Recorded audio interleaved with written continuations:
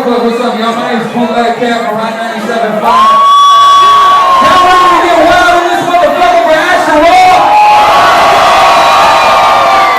Roth? Lackadaisical, Pabst and radio playing the latest Johnny Coltrane up on the case. Bootleg Kev exclusive. Hot 97.5, man. Ready, set, radio. Bootleg Kev live in studio. We have got Asher Roth. Ow. First things first, Mr. Asher. I'm an Arizona Cardinals fan. I know you're a Niners fan. This is true. I would like to congratulate you on. Thank you, man. It's been a long time coming. I'm a Niner hater, but you know what? At least somebody from the NFC West is like really good. Yeah, and at least Kurt Warner's not wearing gloves anymore. I was a low blow. Oh, man. But, yeah, man. Hey, you got the Pabst and Jazz record that just came out, man. And I've been sitting with it the last couple of days since it dropped. And we've been playing, we do an underground hip-hop show. We've been playing Common Knowledge and In the Kitchen and the Pabst and Jazz and the joint with Action Bronson. Dope choices. Yeah. Great, dude, front to back, man. Thank you, man. Dope body of work. That's what we're trying to do, is just put out quality product. I mean, it's been interesting to really kind of go through the ride, do the I Love College stuff, and then put out G.R.I.N.D. Get ready, it's a new day, and not really see that get the same reception that I Love College did, and then do have the greenhouse effect and do Seared Foie Gras with Quincy Cranberry, and that's what Jay Dillon. Wu-Tang. Yeah, exactly. So this one, it's cool to see kind of it all be it's all come together, where it's just basically, all right, there's good rhymes, there's good beats, and it's all come down to one, and it got a little love. So yeah, shout out to the Blended Babies too. Who shout out JP, Rich Gaines. Shout out to Chicago, really holding me down on that. They produced a record. There was like a group pulled over by the cops or something. It was like Freddie Gibbs, the Cool Kids. Yo, they're gonna be so happy when they hear that. Yeah, man, pulled over. That by record, the cops. we played that record. That record was crazy. That's crazy, man. Yeah, they're absolute animals. I'm really excited for the Blended Babies. They're gonna be doing some really, really big stuff in 2012. Most definitely. Now, there has been quite the resurgence of new white rappers this year. Yeah, lots of them. A lot of new white guys are rapping, man. Yeah, man. I feel like you were kind of like I've been a fan since the Greenhouse Effect. Like back when I was working in Phoenix, that was one of my favorite mixtapes. And I thought, man, I really thought that you were like the next guy to blow on some like superstar ish. And I really was. I was kind of disappointed with how people received the debut album. I think they kind of boxed you in. As a college rapper, with the new Def Jam situation, you're finally going to get the look that you deserve as an MC. Yeah, I mean, the labels are labels, and it's amazing for me to be part of One Loud and Steve Rifkin and Def Jam. So from a historical standpoint, it's like, all right, word. You know what I'm saying? It's great. But the two most like storied, really. I mean, Loud and Def Jam. So that's cool from that standpoint, and just to have people excited. It's fresh now over at Def Jam. It's new for everybody involved. So that's in my favor. But at the end of the day, man, it really comes down to me, and that's something that I've learned is where when I first came out the gate and we had this huge record, it was just like a lot of people were just, oh, we'll do it all for you. Right. And I'm young, so I'm just like, okay, I trust you guys. And then, I've taken a few steps back and just thought about what do I want to do? Where do I want to take this thing? And that's why I'm excited about the Def Jam thing, is because now we have a historical label, and especially in the hip-hop world, and which is excited about me. And now I have a clear-cut vision on where I want to take my music. So I just hope that my fans are ready to be challenged, my listeners are ready to be challenged. I'm going to continue to challenge myself. Obviously, Pabst and Jazz is new. It sounds new. It's great. And that's the kind of stuff that we're trying to do, is just continue to progress. Progression is kind of key. So, I mean, with all the white rappers and other things that's going on, that's cool. I mean, there's so many now, I almost just look at it as rappers. Now it's just rappers. Yeah, I think when you started to pop, like it was kind of like, oh, there's a new white rapper. And then now it's just kind of like, it's dope because it's just everyone just looked at as MCs. So we'll see, man. I mean, that's it. I'm just trying to differentiate myself from the pack and just be dope and do cool stuff, man, and that's it. Most definitely. I also wanted to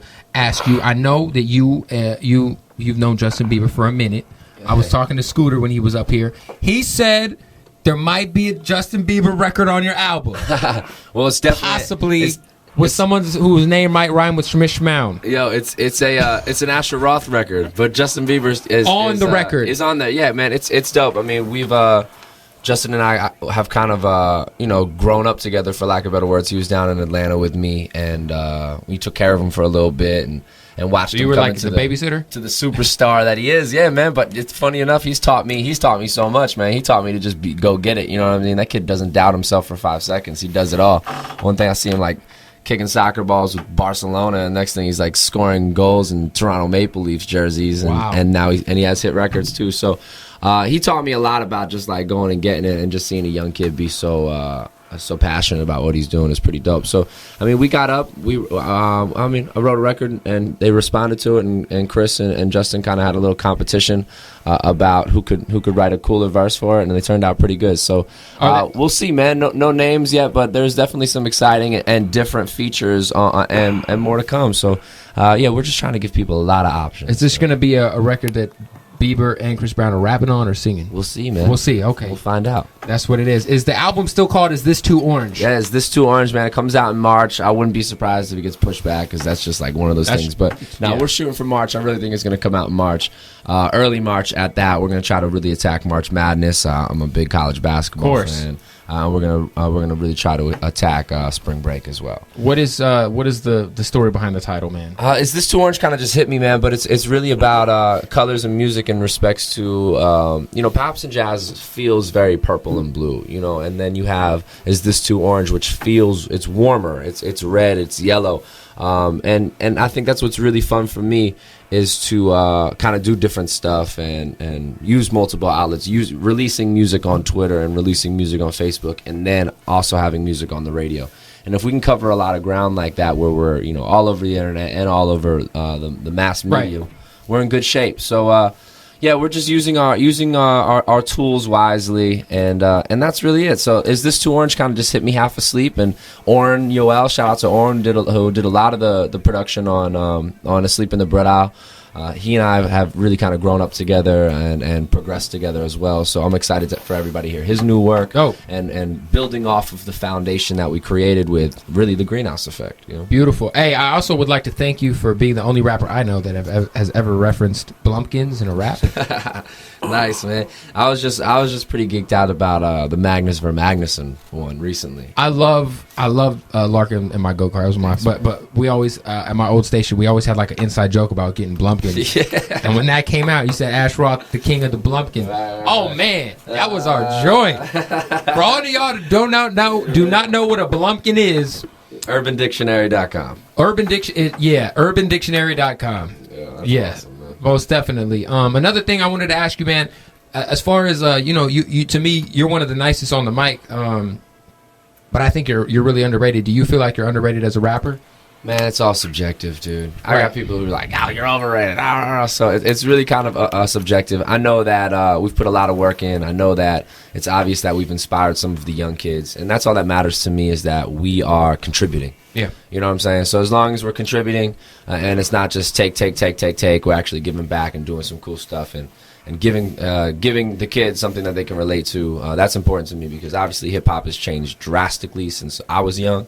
And the kind of whole, how it's turned into this whole kind of get rich quick scheme and stuff we've been dealing with for the past 10 years. Very devoted to radio and stuff like that, and almost completely changing genre. It's nice to just get back to music with a message, and as long as we can do that and people recognize that, that's all that's important, man. But definitely, Get Ready, It's a New Day. That we played that here, man. That was a great song. Is that gonna? I mean, that song's like over a year old now. Yeah. Is that gonna be on the album? We'll see. It needs to be reborn, man. It's like a great record. Such a great record. We have a special guest on the remix of it. So, but yeah, I think that one will pop back up, man. But we performed that one. People go nuts. So it's really, man, that was a really interesting thing for me to put that record out, because when I put it out, I was like, man, I love this. I thought that record. I was like, this is gonna blow. But you know what? To be honest with you, man, that really showed me the power of labels, and that's why I'm still willing to cooperate with major labels, because if you can use their resources and they're excited about you, you can do some really powerful things. But we had not sold the record company on that record. They're like, hey, this is a great record, let's put it out. But it didn't get that push, so it kind of hit a glass ceiling to just my main audience. So it got 1,000 like 1 million views on Vivo or whatever, and that was it. Right. So it kind of hit that glass ceiling, but it was cool to see. I mean, we performed it in Chicago, and I saw the video. I just pretty much held the mic out, and kids knew all the words. So, and it's got one of those legendary openings where you just play it and somebody knows what it is. So, yeah, man, that's it. Just trying to make good music. That's really all it comes down to. No algorithms. That's what's up, man. How did you choose what MCs to work with on Pabst and Jazz? Because I know you had Casey Veggies on there, Blue, which is like kind of a diverse. Yeah, no, and I mean, all those dudes, it's just, that was one thing that was super important about Pabst and Jazz is the communal aspect of it and bringing in a lot of people from different walks of life and kind of different generations of rhymers as well. And that's just, it's just one, JP, obviously, who I worked very, very closely, the kids of the Blended Babies in Chicago. Yeah. You know, it's a hub there. Chicago's a hub. And like Rocky Fresh, all those people, Rocky Fresh is dope. Kids these days.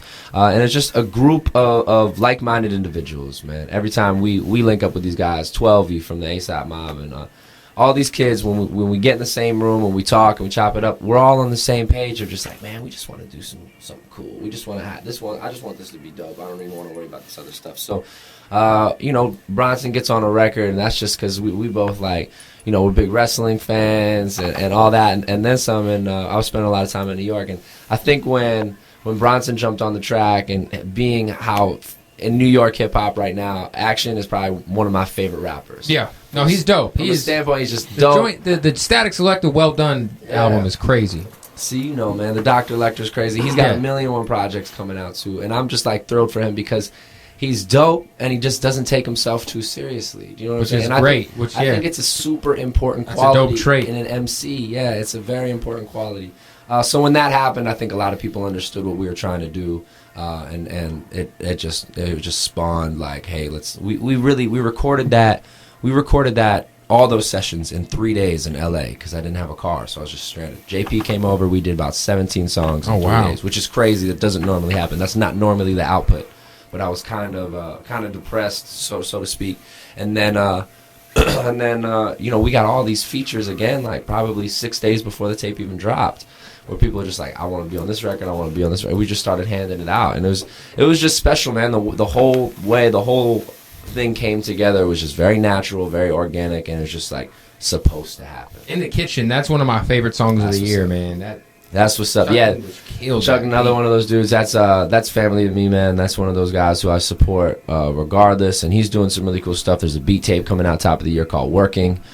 He's got some other stuff. He's working on a Sounds Like Fun project. And yeah, Chuck can't do any wrong in my eyes, man. He does it for the right reasons with the right people. He played that beat for me. Like he came over, he was working on a beat with the headphones, took the headphones off, played it, and I was just like, wow, that joint came together in about half an hour. Common Knowledge came together in about half an hour. And you can tell, man, because there's no disconnect between vibe and listen. It's like a you listen and project. you hear it. Yeah, it's a cohesive project for sure. So we're excited about it, man. So if you guys haven't got it yet, check out Pabst and Jazz. Was trending worldwide on Twitter? It was, man. We got it trending worldwide on Twitter. It was really cool to see, and that's it. We're working really hard organically right now, and just getting back to the things that really matter. And obviously, look out for the Def Jam release. Is This Too Orange? And there's going to be continual projects, a lot of videos, a lot of fun to be had.